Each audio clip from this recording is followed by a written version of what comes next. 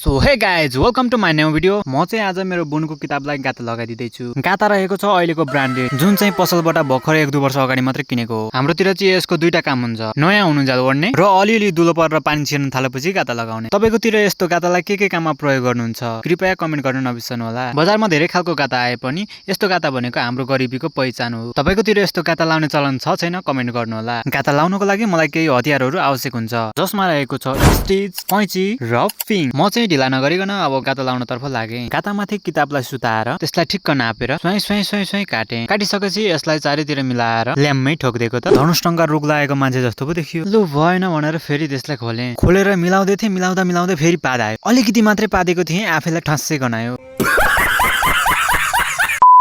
Just joking हो है guys, video हेर्दा बोर नलागोस् भनेर मात्र। यसरी मैले आफ्नो काम फटाफट सकाएँ। मैले आज एउटा होइन, दुईटा होइन, तीनटा पनि होइन, 4वटा गाता लाएर भ्याइसकेँ। तपाईले चाहिँ कसलाई भ्याउनु भयो त? सरी मतलब के गर्नुभयो त आज? कमेन्ट गर्नु होला है। आजलाई यति नै। भिडियोलाई अन्तिम समय हेरेर साथ दिनु भएकोमा यहाँहरू सम्पूर्णलाई धेरै धेरै धन्यवाद। See you in the next video. Bye by.